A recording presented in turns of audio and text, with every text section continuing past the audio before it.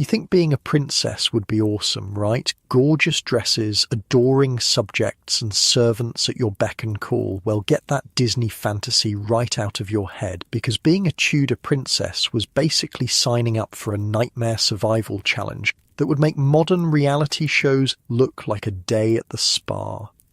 Imagine this. One day you're literally the most important child in England, your father's pearl of his world. The next, you're declared a bastard, stripped of your title, and forced to become a servant to your baby half-sister, the daughter of the woman who destroyed your mother.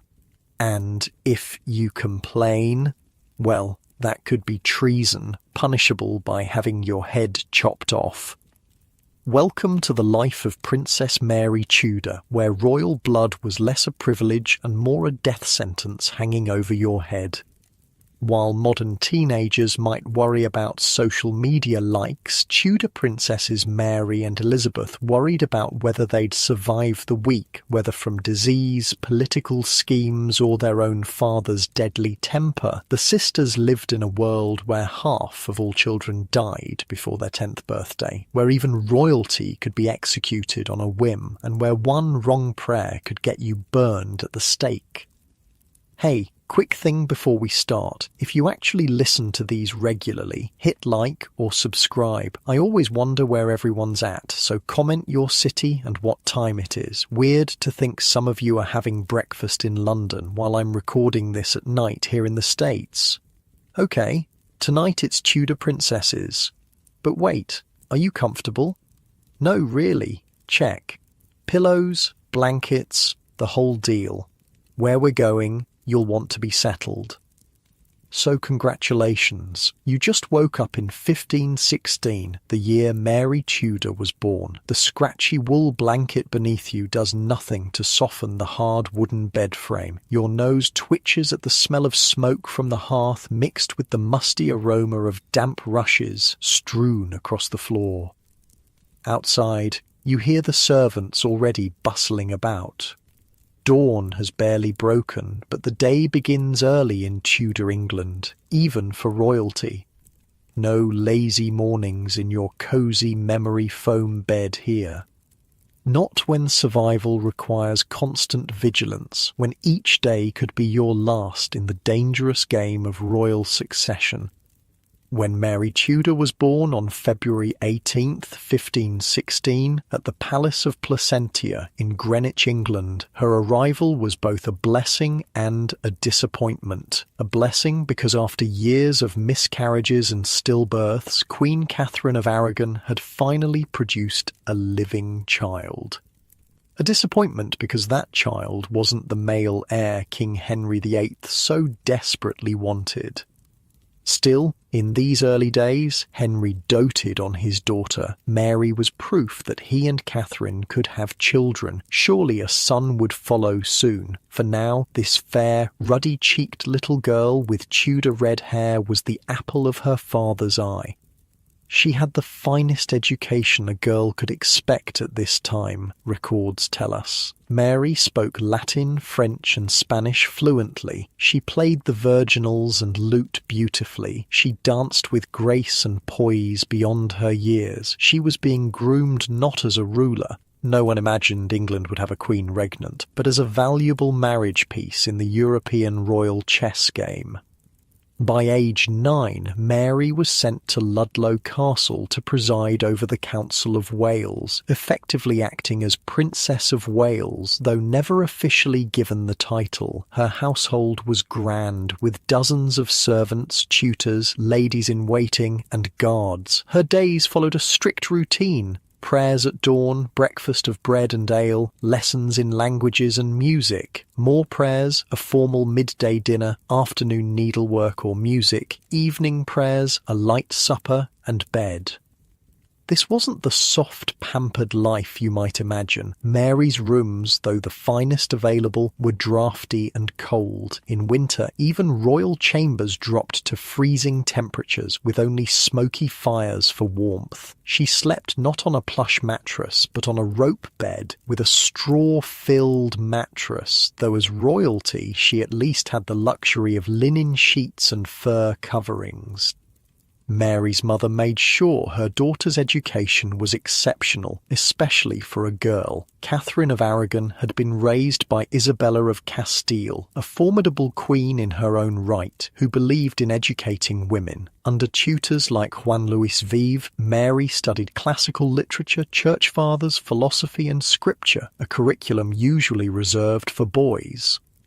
But the seemingly secure world of Mary's childhood was built on shifting sands. By the 1520s, it became increasingly clear that Queen Catherine would not produce a male heir, and Henry's eye had begun to wander, specifically to one of Catherine's ladies-in-waiting, Anne Boleyn. Anne wasn't like the king's previous mistresses. She refused to sleep with him outside of marriage, and more dangerously, she had evangelical religious leanings, introducing Henry to texts that suggested his marriage to Catherine, his brother's widow, had been invalid from the start. This idea took root in Henry's mind, feeding his growing conviction that God was punishing him for an unlawful marriage by denying him a son. What followed was a slow-motion disaster for Mary. Her father's great matter, his quest for an annulment, dragged on for years. The Pope refused to invalidate the marriage. Henry, growing ever more desperate and tyrannical, eventually broke with Rome entirely, declared himself supreme head of the Church of England, and had his own newly appointed Archbishop of Canterbury, Thomas Cranmer, grant the annulment. In May 1533, Anne Boleyn was crowned queen. She was already pregnant. On September 7th, 1533, she gave birth, not to the promised son, but to a daughter, Elizabeth. For Mary, now 17, the world collapsed. Her father declared her illegitimate, stripped her of her royal title, and removed her from the line of succession. She was no longer Princess Mary, but merely the Lady Mary, a humiliating demotion. Her household was dissolved, her loyal servants dismissed.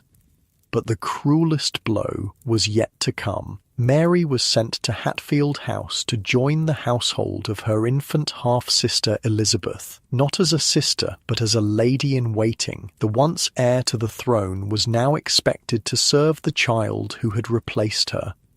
Mary refused to accept this new reality. She would not acknowledge Anne as queen or Elizabeth as princess. This defiance enraged Henry, who was becoming increasingly tyrannical as his reign progressed. The relationship between father and daughter deteriorated to the point where they didn't speak for 3 years. Under mounting pressure, Mary fell ill frequently. The royal physician attributed her ailments to ill treatment. She was kept under virtual house arrest, her movements restricted, isolated from friends and supporters. She was forbidden from seeing her mother, who had been banished to various damp, uncomfortable castles far from court. Anne Boleyn, meanwhile, showed no kindness to her stepdaughter. Some accounts suggest she even plotted to have Mary poisoned, though this may be later propaganda. What's certain is that Anne saw Mary as a threat, a focal point for those who opposed her marriage to the king and supported the old Catholic ways. In January 1536, Catherine of Aragon died at Kimbolton Castle. Mary was inconsolable at the news, but was denied permission to attend her mother's funeral. She grieved alone at Hunsdon House, surrounded by spies who reported her every word and action to the king. But the wheel of fortune was about to turn again. Anne Boleyn had failed to produce a son, and Henry's affections had already moved to Jane Seymour. In May 1536, Anne was arrested on trumped-up charges of adultery, incest, and plotting to kill the king. She was beheaded on May 19th. Elizabeth, not yet 3 years old, was declared illegitimate just as Mary had been. The two half-sisters, both now officially bastards, shared a strange new kinship in their disgrace when Jane Seymour gave birth to the long-awaited son, Edward. In October 1537, Mary, who had finally submitted to her father's demands and acknowledged his supremacy in the church, was named godmother and carried the infant prince at his christening. For Elizabeth, barely 4 years old, these events were confusing and frightening. Her mother had disappeared, never to return. Her status had changed overnight. While too young to understand fully, she was old enough to sense the danger that swirled around her. From her earliest memories, Elizabeth learned that favour was fleeting, security an illusion, and survival required careful calculation. Unlike Mary, who was raised as a princess in a relatively stable household until her teens, Elizabeth never knew such security. She was declared illegitimate before she could form memories of being a recognised princess. From infancy, her world was one of uncertainty and peril. Elizabeth's daily life as a small child was still privileged by ordinary standards. She had her own household at Hatfield House, staffed with servants and tutors. Her material needs were well met: fine clothes, good food, warm fires, but the emotional landscape was barren. Without a mother, with a distant and dangerous father, and surrounded by political intrigue, young Elizabeth developed a careful, watchful nature. Lady Bryan, who had previously been Mary's governess, now cared for Elizabeth. She wrote anxiously to Thomas Cromwell, the King's chief minister, begging for proper provisions for the child, who had outgrown her clothes. Even basic necessities required bureaucratic approval now that Elizabeth was no longer officially a princess. Mary, despite her own troubles, developed a protective relationship with her little half-sister. Though Elizabeth represented the woman who had caused her so much pain, Mary seemed able to separate the child from the mother. When she visited Elizabeth's household, it was said that only Mary could soothe the toddler's tears. By age 4, Elizabeth began her formal education. Like Mary before her, she was taught by excellent tutors, including Roger Ascham, who described her as having the most acute mind and diligent spirit. Elizabeth showed an extraordinary aptitude for languages, eventually mastering French, Italian, Spanish, Greek, and Latin.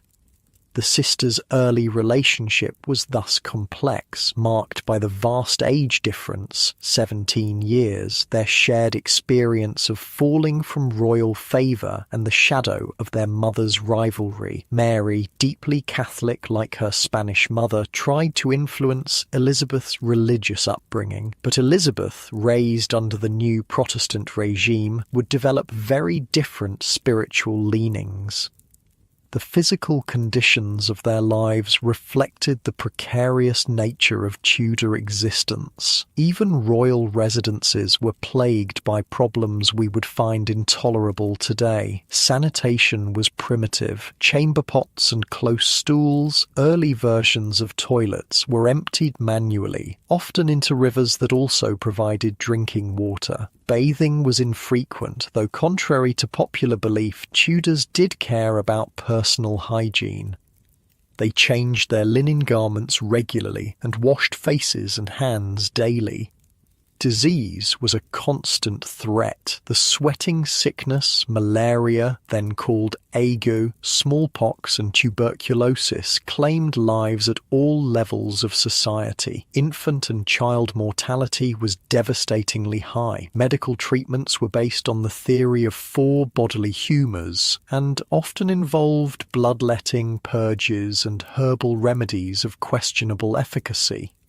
Diet varied dramatically by social class. As royal children, Mary and Elizabeth ate well: fresh meat, beef, mutton, pork, game, fish, bread, cheese, eggs, and seasonal fruits and vegetables. They drank watered wine or ale, as water was, correctly, considered unsafe. But food safety was still a serious concern. Without refrigeration, meat and fish spoiled quickly. Food poisoning was common, sometimes fatal.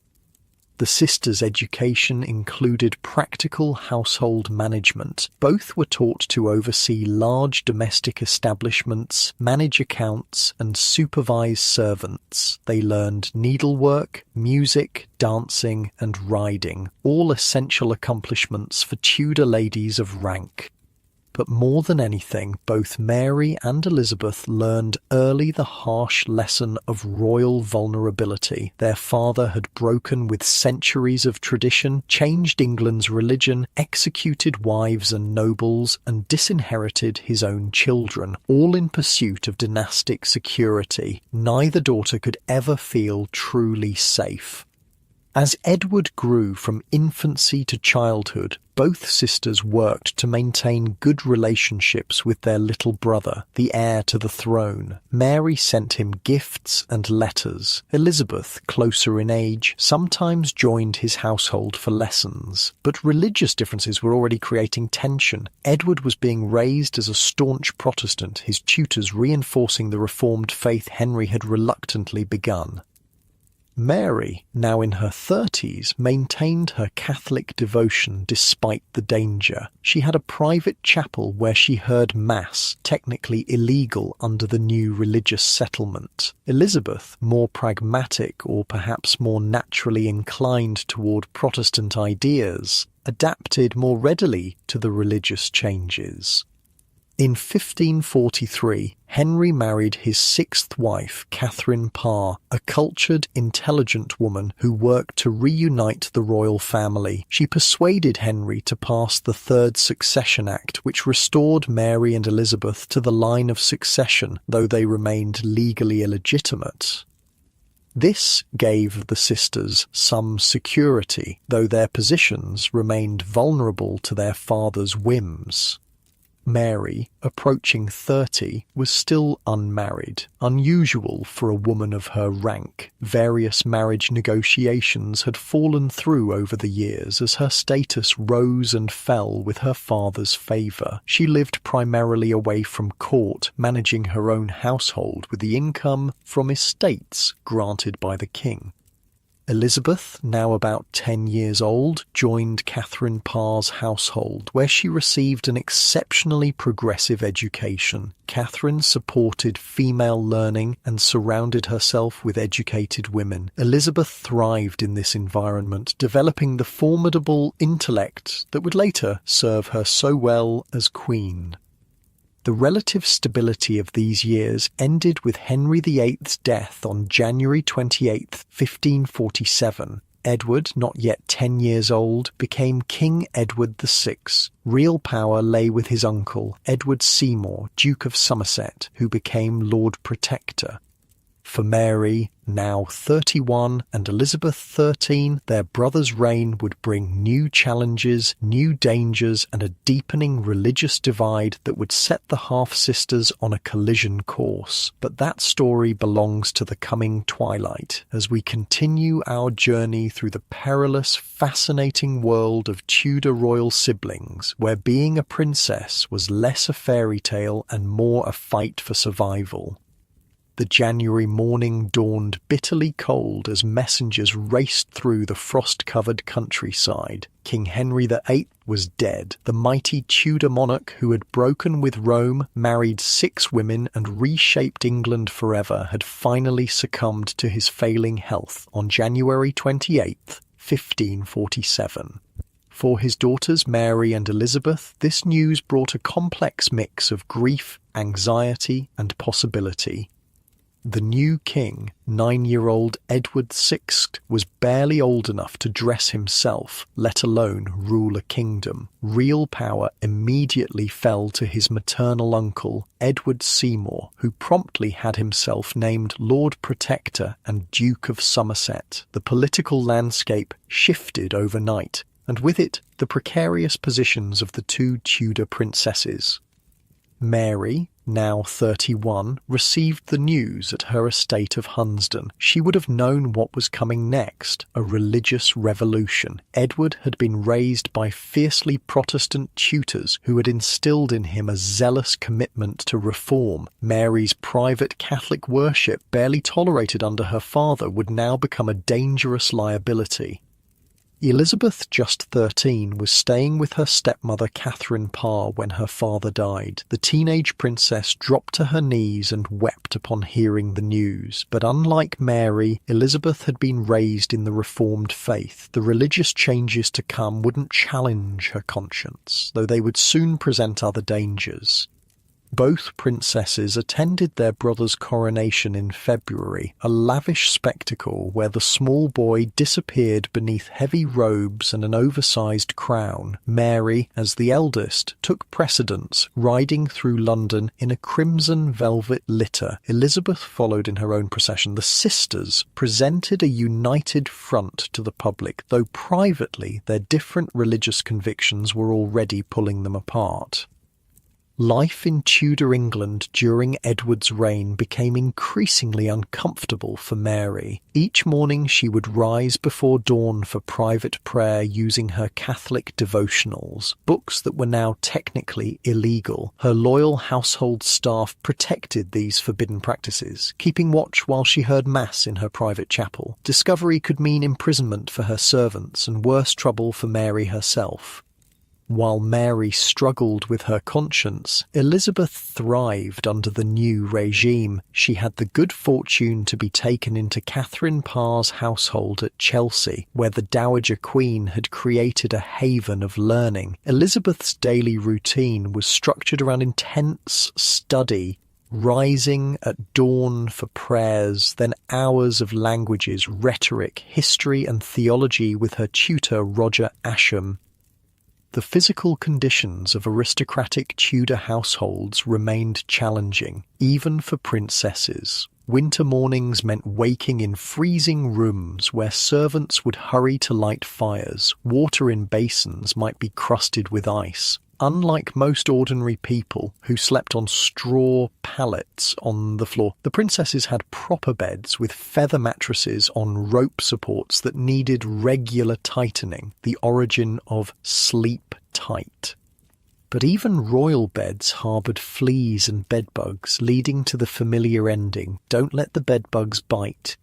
"When I call her at her book," wrote Roger Ascham of Elizabeth, "she is loath to leave her study." The princess would often read by candlelight until late, straining her eyes but feeding her hungry mind. This studiousness wasn't just academic passion, it was survival strategy.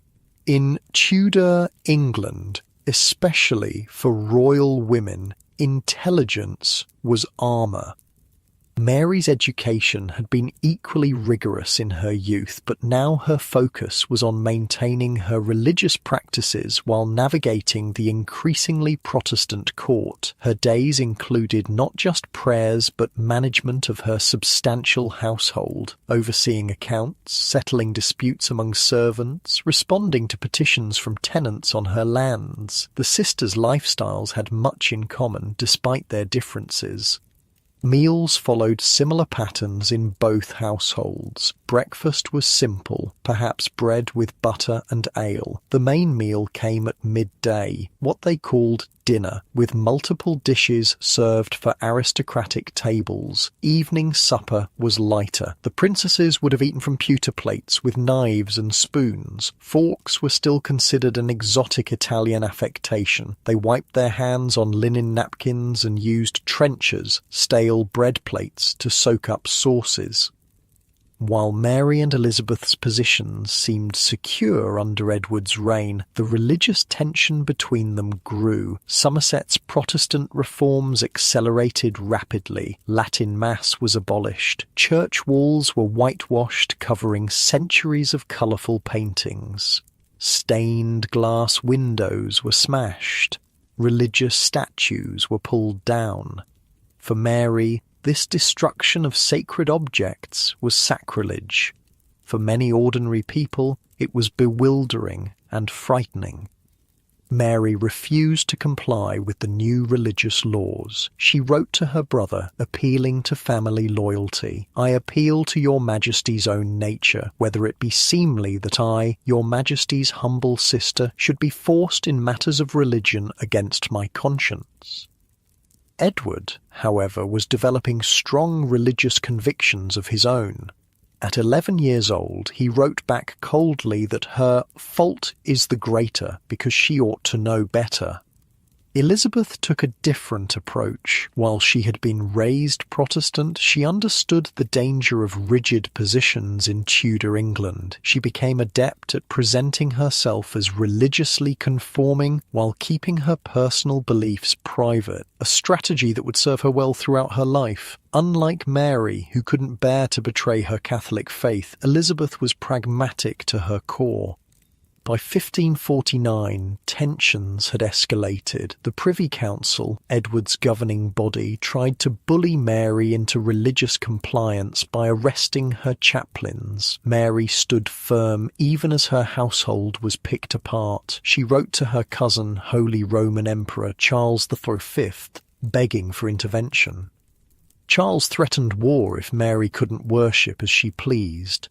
Faced with this international pressure, the council reluctantly backed down. While Mary battled openly, Elizabeth watched and learned. She had seen the downfall of Edward's first protector, Somerset, replaced by the more dangerous John Dudley, Duke of Northumberland. She observed how Northumberland systematically removed potential rivals, consolidating power around himself and the young king. When Catherine Parr died in childbirth in 1548, Elizabeth lost her most powerful protector. Worse followed. Thomas Seymour, Catherine's husband and Edward's uncle, had been behaving inappropriately with teenage Elizabeth while his wife was pregnant. After Catherine's death, he plotted to marry Elizabeth and seize power. The scandal engulfed Elizabeth, who was interrogated for days about her relationship with Seymour. Though she maintained her innocence with remarkable composure for a 15-year-old, the experience was traumatic. The Seymour affair taught Elizabeth a harsh lesson about vulnerability. She wrote to her brother's council, "I am more bound to your honours for your protection than for all the world besides, and have no hope but in God and you." She crafted this carefully, presenting herself as dependent on their goodwill while subtly reminding them of her royal status. Daily survival in Tudor England wasn't just about political manoeuvring. Disease remained a constant threat. The sweating sickness that had periodically ravaged England since 1485 could kill within hours. Smallpox left survivors scarred for life if they were lucky enough to survive. Even minor ailments could turn deadly without effective medicine. Tudor medicine combined herbal remedies, prayer, and dangerous practices like bloodletting. Physicians believed illness resulted from imbalanced humours, blood, phlegm, black bile, and yellow bile. Treatments aimed to restore balance, often through painful purges. For toothaches, they might use cloves or honey mixed with wine. For headaches, lavender or rosemary. More serious conditions received more desperate remedies. Mary suffered frequent health problems, debilitating headaches and menstrual issues that today might be diagnosed as endometriosis. Tudor treatments would have included bloodletting and herbal teas, offering little relief. Elizabeth enjoyed better health, but developed migraines and stomach complaints during times of stress, physical manifestations of the psychological pressure she lived under. Food safety was another daily concern. Without refrigeration, meat spoiled quickly. Fish, often required on the numerous fast days mandated by both Catholic and Protestant calendars, was particularly problematic. Even royal households weren't immune to food poisoning. The sisters' meals were carefully prepared by trusted servants, tasted for poison, a real concern in royal circles, and blessed before eating. As Edward's reign progressed, his own religious fervour intensified. By 1552, the Second Book of Common Prayer pushed England toward a more overtly Protestant liturgy. Mary's position became increasingly difficult. Meanwhile, Edward himself was showing signs of the illness that would eventually kill him, likely tuberculosis. His constant coughing, fever, and weight loss couldn't be hidden from the court. Mary visited her brother when protocol demanded, but these occasions grew tense. At Christmas 1552, they quarrelled openly about religion in front of the entire court. Both ended up in tears. Edward, now 15 and trying to assert his authority, was frustrated by his sister's defiance. Mary, nearly twice his age, couldn't accept religious instruction from a boy she still saw as a child. Elizabeth navigated these shoals with remarkable skill for a teenager. She maintained a warm correspondence with her brother while avoiding direct religious confrontation. She dressed modestly, in Protestant fashion, without the elaborate clothes and jewellery Mary favoured. She created an image of herself as a serious, pious young woman, unthreatening to the regime but still unmistakably royal. By early 1553, Edward's health was clearly failing. The vultures began to circle. Northumberland, desperate to maintain his power, convinced the dying king that allowing Mary to succeed would undo all his religious reforms. Edward, fevered and frightened for his Protestant legacy, agreed to change the succession. He bypassed both his sisters in favour of his Protestant cousin, Lady Jane Grey, conveniently married to Northumberland's son. This device for the succession was legally dubious at best. It contradicted Henry VIII's will and the Third Succession Act of 1544, which had restored Mary and Elizabeth to the line of succession. But Edward was king, and in Tudor England the monarch's word was law, at least while they lived. Word of these machinations reached Mary through her network of spies at court. She began making preparations, contacting loyal supporters, securing funds, readying herself to fight for her birthright. Elizabeth, as usual, played a longer game. She stayed quiet, watching, waiting to see which way the wind would blow. In the background of these royal dramas, ordinary Tudor life continued. Summer brought relief from the cold, but new health hazards as sewage festered in the heat. The smell in London became unbearable by July. Contemporaries described it as a sweet stink. Those who could, including the royal family, escaped to country palaces where the air was cleaner. Food in summer included more fresh vegetables and fruits, peas, beans, apples, cherries, supplementing the constant bread and meat. The princesses' households preserved summer abundance for winter use. Fruits became conserves, vegetables were pickled, herbs dried. Nothing was wasted in Tudor England, where famine remained a living memory.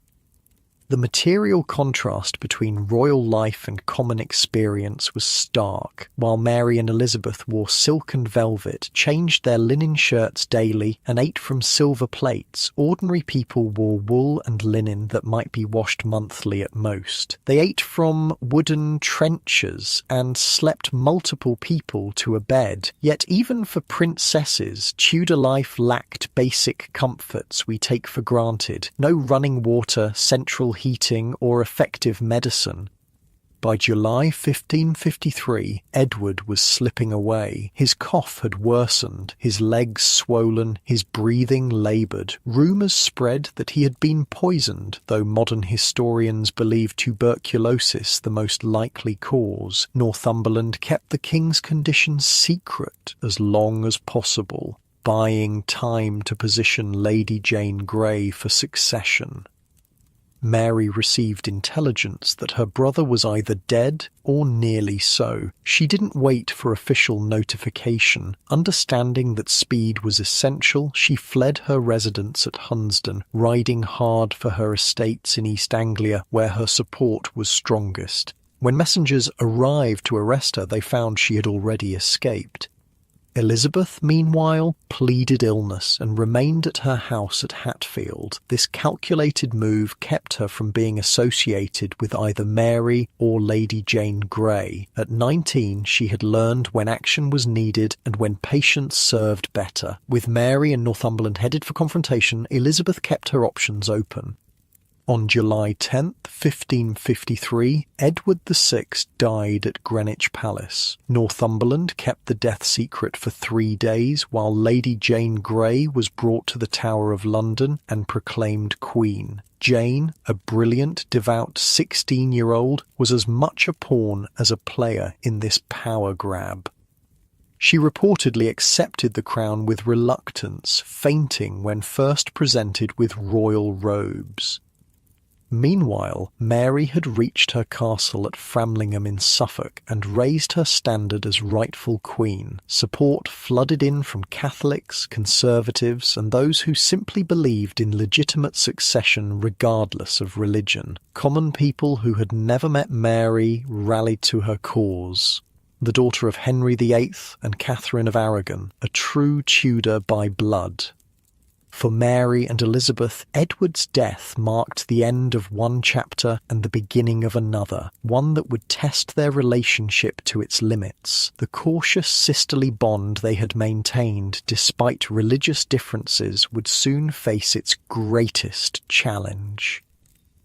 The elder princess was about to become England's first undisputed queen regnant, while the younger would have to navigate the most dangerous waters yet. The story of their changing fortunes from princesses to queen and heir would reshape not just their own lives but the future of England itself. The summer air hung heavy with dust as riders thundered along England's rutted roads. Messages flew between towns and villages, noble houses and humble farms. Edward was dead. Lady Jane Grey had been proclaimed queen, but Mary Tudor, the late king's half-sister, had raised her standard at Framlingham Castle, declaring herself the rightful monarch. Ordinary people made extraordinary choices in those July days of 1553. Farmers left fields mid-harvest. Townsmen armed themselves with whatever weapons they could find. Women packed food for husbands and sons heading to join Mary's growing army. This wasn't just about religion or politics. It was about what felt right. The daughter of Henry VIII deserved the crown, not the granddaughter of Henry's sister in a transparent power grab by the Duke of Northumberland. In her stronghold at Framlingham, Mary received a stream of nobles and gentry arriving to pledge support. Her household had swelled from a few dozen loyal servants to thousands of armed men. For the first time in her life, the cautious, dutiful princess was taking a tremendous risk. She had declared herself queen without waiting for official proclamation. If she failed, it would mean the executioner's axe.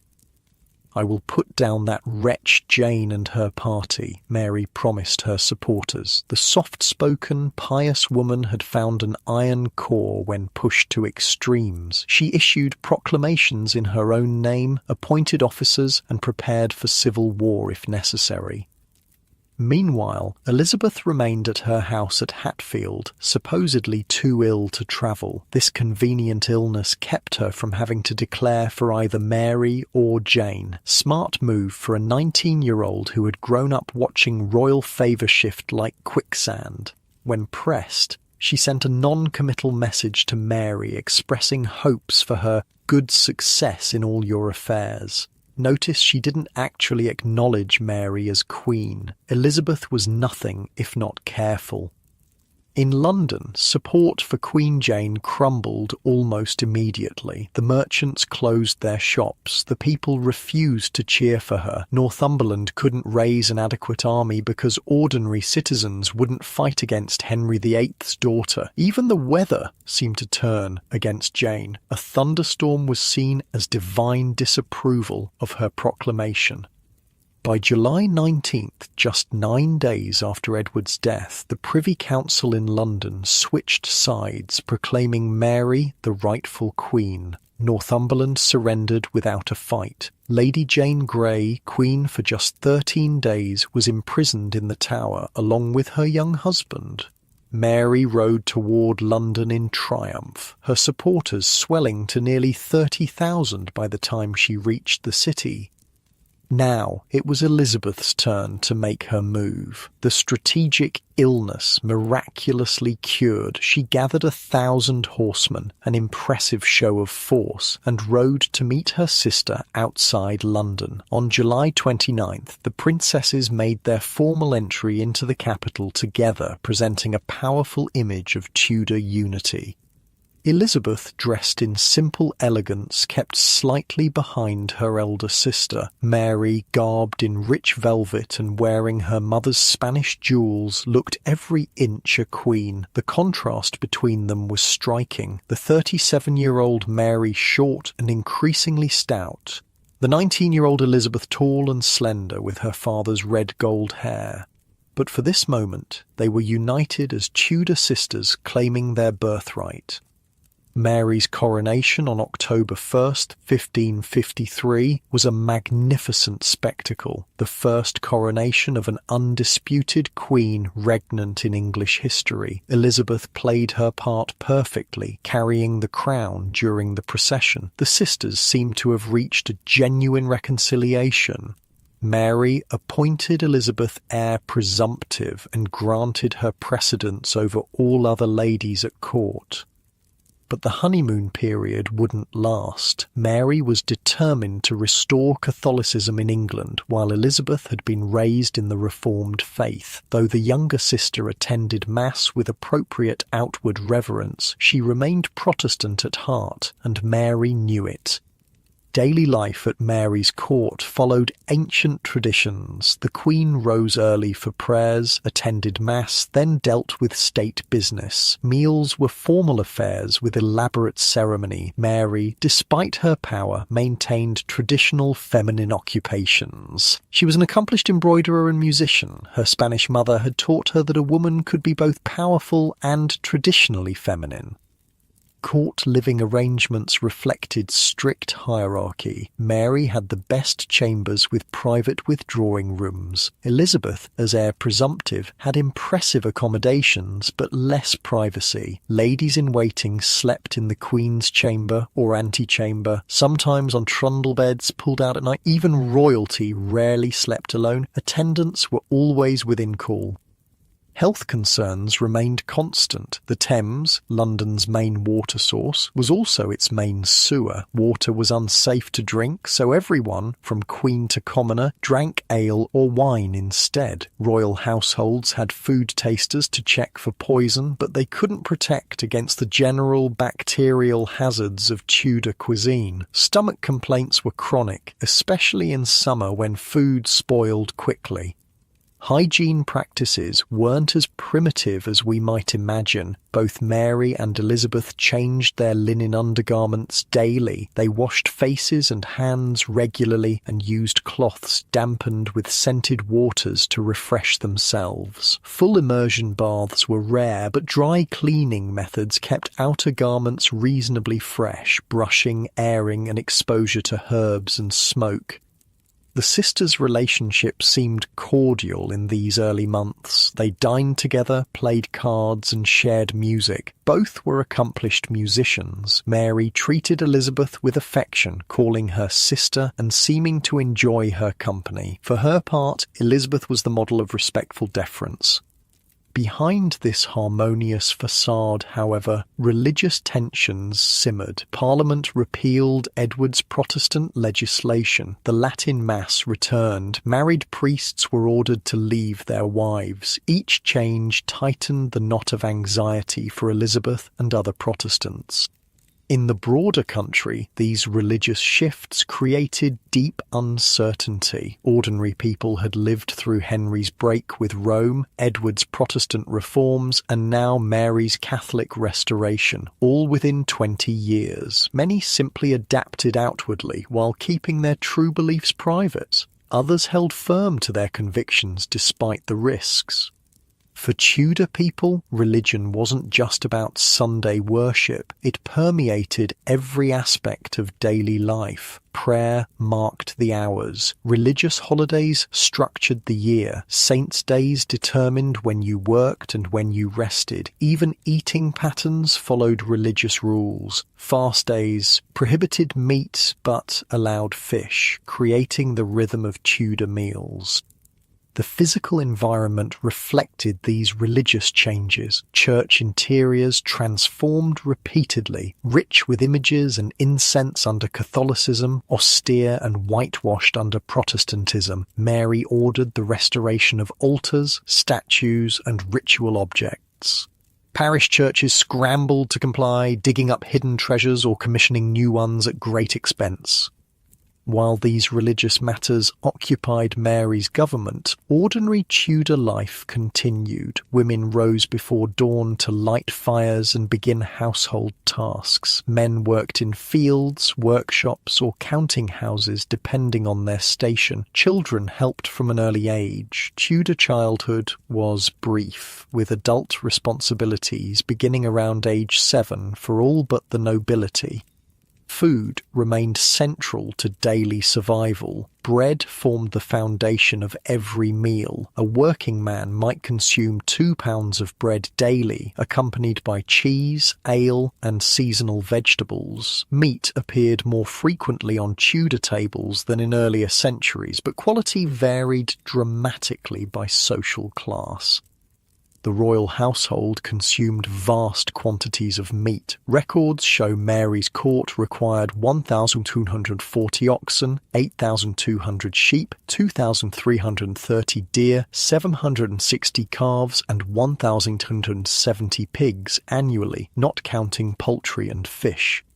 For most Tudor people, warmth and light were precious commodities. Winter days meant working by whatever natural light filtered through small windows, with perhaps a few precious candles for essential tasks after dark. Only the royal court and wealthy households could afford the extravagance of numerous candles and roaring fires in multiple rooms. Mary and Elizabeth, of course, enjoyed the best available comforts. Their chambers would have been well lit and relatively warm, though still draughty by modern standards. They slept on feather mattresses with fine linen sheets and fur coverlets. Their meals featured the freshest ingredients and exotic imports, sugar, spices, citrus fruits that ordinary people never tasted. Despite these luxuries, both women faced health challenges common to their era. Mary suffered increasingly from what modern doctors suspect was ovarian cysts or uterine cancer. Tudor physicians had no effective treatments for such conditions. Elizabeth experienced migraines and digestive complaints, likely stress-related as her position grew more precarious. The turning point in the sisters' relationship came with Mary's decision to marry Philip of Spain, son of Emperor Charles V Parliament, and the public strongly opposed the match, fearing England would become a Spanish satellite. For Elizabeth, the prospect was particularly alarming. Philip was a devout Catholic committed to extinguishing Protestantism. Rumours began circulating that Elizabeth was involved in plots against her sister. Sir Thomas Wyatt led a rebellion in early 1554, supposedly to prevent the Spanish marriage. Although Wyatt specifically exempted Elizabeth from his plans, Mary's counsellors suspected her involvement. When the rebellion was crushed, Elizabeth was summoned to court to answer questions. Her journey to London in February 1554 marked a dramatic shift in the sisters' relationship. Elizabeth travelled slowly, genuinely ill with stress and possibly an infection. She arrived at Whitehall dressed dramatically in white, the colour of innocence, and asked immediately to see the Queen. Mary refused. Instead, Elizabeth was interrogated repeatedly by the council. She maintained her innocence with remarkable composure, but the evidence against her was mounting. A letter allegedly from her to Wyatt was produced, though she denied writing it. Several conspirators implicated her under torture, then recanted before execution. Mary faced an agonizing decision. Many councillors pressed for Elizabeth's execution, arguing she would always be a focal point for Protestant rebellion. The imperial ambassador reported that Mary had the warrant for Elizabeth's execution drawn up and was keeping it by her, half resolved in her mind. In the end, Mary couldn't sign it. Whether from genuine sisterly feeling or fear of public reaction, she stopped short of executing her half-sister. Instead, Elizabeth was sent to the Tower of London, the same fortress where her mother had been imprisoned and executed 18 years earlier. Elizabeth's entry to the Tower on Palm Sunday 1554 was deliberately humiliating. Instead of using the private royal entrance, she was forced to enter through the Traitor's Gate, where the Thames water lapped at the stairs. Rain poured down as she sat on the cold stone steps, reportedly declaring, "Here landeth as true a subject being prisoner as ever landed at these stairs."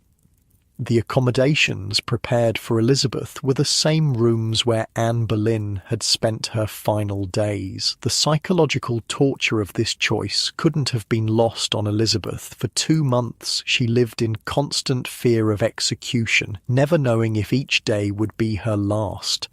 Tudor prison conditions, even for royal prisoners, were harsh. The Tower was damp and cold, with stone walls that wept moisture in wet weather. Prisoners relied on servants or family to provide food, bedding, and other necessities. Elizabeth was allowed a few attendants, but her movements were severely restricted. During this time, Mary's Spanish marriage proceeded despite the widespread opposition. Philip arrived in England in July 1554, meeting his bride for the first time just days before their wedding. Mary, nearly 40 and never before married, fell deeply in love with her 27-year-old husband. Contemporary accounts describe her as rejuvenated by the marriage, dressing in youthful styles and dancing late into the night. By May 1554, Mary had decided that keeping Elizabeth in the Tower was too dangerous. Her popularity was growing as people sympathised with her plight. The Queen transferred her sister to Woodstock Palace in Oxfordshire, where she remained under house arrest. Her jailer, Sir Henry Bedingfield, maintained strict surveillance. Elizabeth was allowed to walk in the gardens, but never alone, and her correspondence was monitored. Life under house arrest had its own challenges. Elizabeth's household was severely restricted. Just a few trusted servants remained with her. Her movements were constantly watched. She had limited access to books and visitors, yet she maintained her dignity and cultivated the loyalty of her small staff. To pass the long hours, Elizabeth read when permitted and worked on embroidery, a traditional feminine occupation that couldn't possibly seem threatening to her captors. She reportedly embroidered phrases in Latin and Greek into her needlework, demonstrating her learning even in confinement. She also wrote poetry, including verses scratched with a diamond ring on a window pane at Woodstock. "Much suspected by me, nothing proved can be," quoth Elizabeth prisoner. Meanwhile, Mary's government proceeded with Catholic restoration. Parliament repealed all religious legislation passed under Henry VIII and Edward VI. Cardinal Reginald Pole returned to England as papal legate, formally reconciling the country with Rome in November 1554. The heresy laws were revived, setting the stage for religious persecution. In early 1555, the burning of Protestant heretics began. First to die was John Rogers, followed by Bishop John Hooper, and eventually more prominent Protestant leaders including Hugh Latimer and Nicholas Ridley. These executions horrified many English people. Even those who supported Catholic restoration, the sight of men and women burning while still alive, sometimes taking up to half an hour to die, was sickening even by Tudor standards. For Elizabeth, news of these burnings must have intensified her fear. Though high rank might protect her from such a public death, her Protestant faith put her in the same category as those dying at Smithfield. She attended Mass and outwardly conformed, but few believed her conversion genuine. By April 1555, Mary believed herself pregnant, the answer to her prayers for a Catholic succession. Overjoyed, she prepared for the birth expected in early summer. As her pregnancy progressed, pressure on Elizabeth eased. The birth of a child would push Elizabeth further from the throne, making her less of a threat. Mary relaxed the conditions of Elizabeth's confinement, eventually allowing her to return to court in April 1555. The sisters' reunion was cool but correct. Elizabeth knelt before Mary, who raised her up and kissed her. Philip, pragmatic despite his Catholicism, advocated for better treatment of Elizabeth. He recognised she remained popular with the English people. Court life continued with its elaborate rituals. Meals followed strict protocols, with dozens of dishes presented in specific order. Entertainment included music, masks, and plays. Mary encouraged Spanish fashions, darker, more sombre clothing than the colourful styles favoured under Henry V. Elizabeth, always politically astute, adopted similarly conservative dress during this period. As Mary's pregnancy advanced, an odd problem emerged. There were no obvious signs of the child's movement. Her abdomen was swollen, but the expected quickening never came. May passed, then June, with no birth. By July, it became clear that Mary was experiencing a false pregnancy, possibly caused by an ovarian tumour or psychological factors. The pregnancy had lasted over a year when Mary finally accepted the truth. The humiliation was complete when her belly gradually deflated, leaving her devastated. Philip, who had remained in England largely to await the birth of an heir, prepared to depart for his other territories. The Queen's dreams of a Catholic succession were shattered. With Mary's phantom pregnancy ended and Philip departing England, Elizabeth's position improved dramatically. The Queen, though heartbroken, couldn't bring herself to take harsh measures against her sister without Philip's support. Elizabeth was allowed to retire to her own estates, where she gathered a household of loyal supporters and bided her time. By autumn 1555, Elizabeth had established herself at Hatfield House, maintaining a deliberate distance from court politics. She focused on creating an image of Protestant virtue, modest dress, serious study, and impeccable morals. She refused all discussion of marriage, though suitors continued to present themselves. The religious atmosphere in England grew increasingly tense as Mary's persecution of Protestants continued. Nearly 300 people would eventually die for their faith during her reign. These martyrdoms created powerful symbols for the Protestant cause. Fox's Book of Martyrs, published after Mary's death, would burn these stories into English consciousness for generations. For ordinary Tudor people, survival amid these religious shifts required careful navigation. Many practiced church papistry, outward conformity to official religion while maintaining private beliefs. Others fled abroad, establishing Protestant communities in Geneva, Frankfurt, and other continental cities.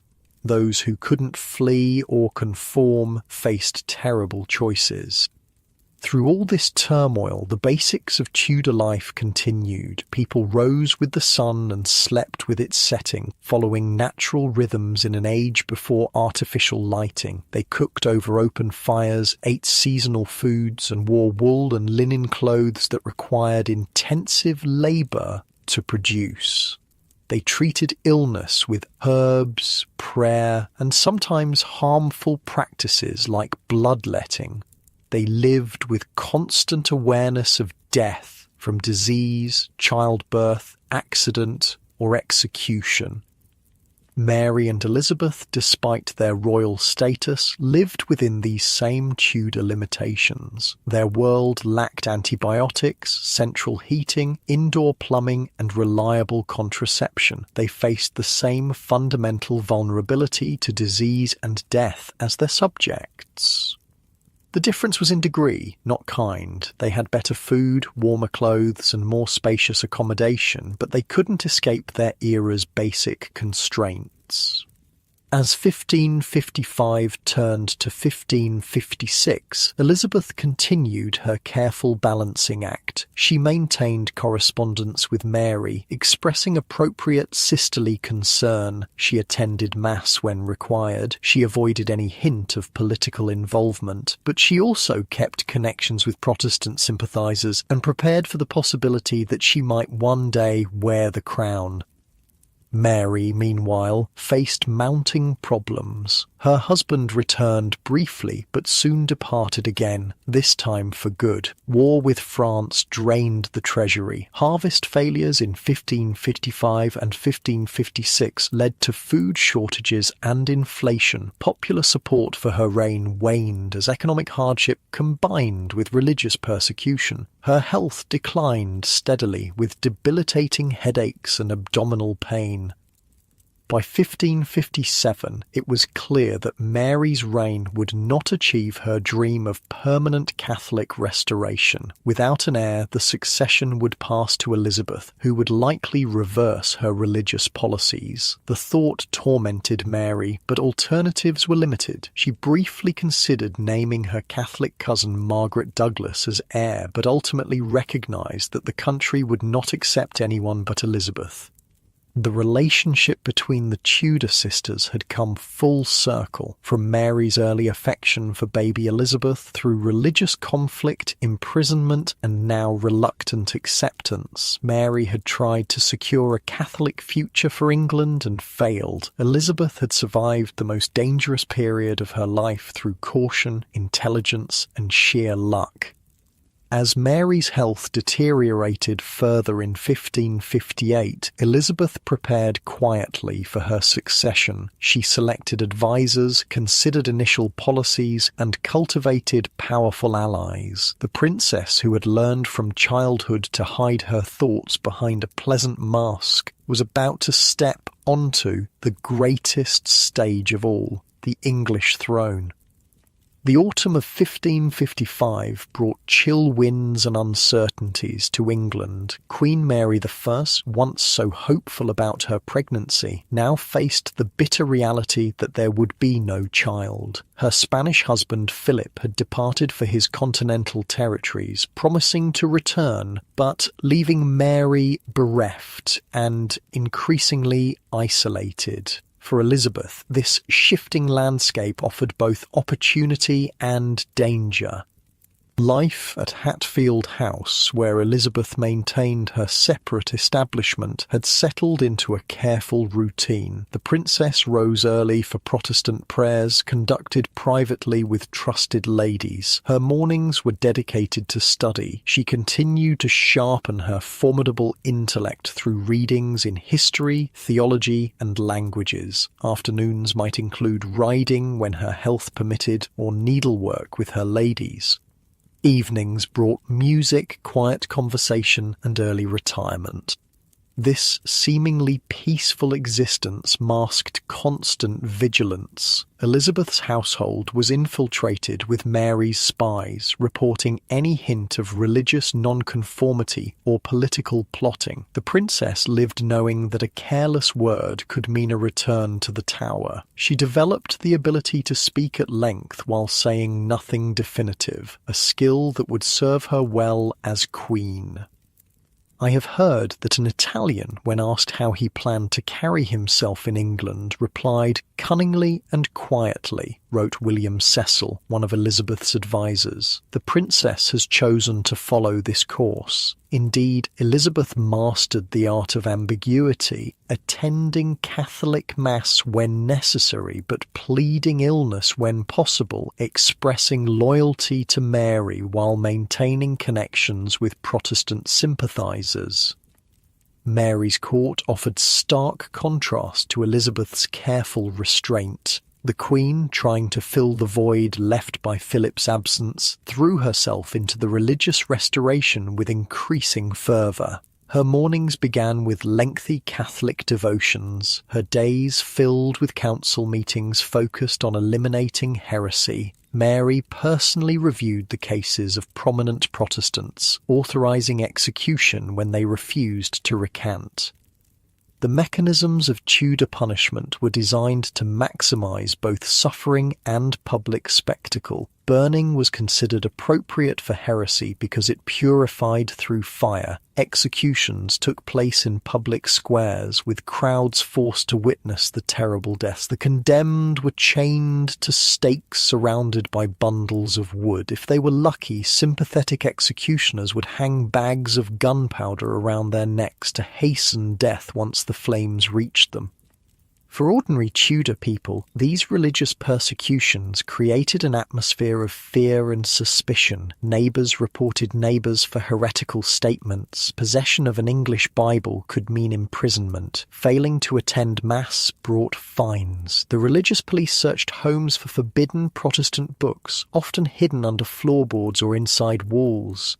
Food became another marker of religious conformity. The Catholic Restoration brought back traditional fasting days when meat was forbidden. Fish consumption was enforced not just as religious practice but as economic policy. Mary's government, like her father's before her, recognised that a strong fishing fleet provided trained sailors for naval defence. Wednesday, Friday and Saturday were designated fish days, with meat consumption on these days punishable by fine.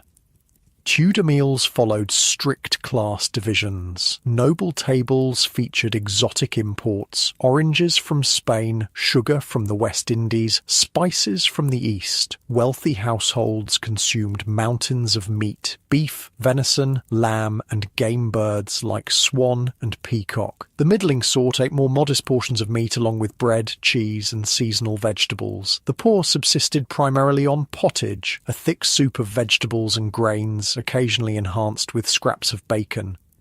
Cooking methods remained primitive by modern standards. Open hearth fires provided the only means of heating food. Spits for roasting required constant turning, a job usually assigned to the lowest kitchen servants or even dogs trained to walk in a wheel. Baking occurred in brick ovens, heated with wood fires that were raked out before bread went in. The control of temperature was more art than science, making consistent results challenging. Despite these limitations, Tudor cooks produced elaborate dishes for noble tables. They created magnificent subtleties, decorative sugar sculptures that depicted castles, ships, or biblical scenes. They fashioned elaborate pies with live birds concealed inside, ready to fly out when the crust was cut. They preserved fruits in honey or sugar, distilled flower waters for flavouring, and concocted medicinal cordials from herbs and alcohol. Maintaining health remained a constant struggle in Tudor England. Medical knowledge was a peculiar mix of practical herbalism, astrological theory, and religious belief. The body was thought to contain 4 humours: blood, phlegm, black bile, and yellow bile, that needed to remain in balance. Illness resulted from imbalance, treated through diet, bloodletting, purging, or applications of herbal remedies. Mary's deteriorating health defied these treatments. Her symptoms, severe headaches, vision disturbances, and abdominal pain, worsened throughout 1556 and 1557. Modern doctors suspect she suffered from ovarian cysts or uterine cancer, conditions Tudor physicians couldn't diagnose or treat effectively. The Queen's physical suffering added to her increasingly melancholic outlook.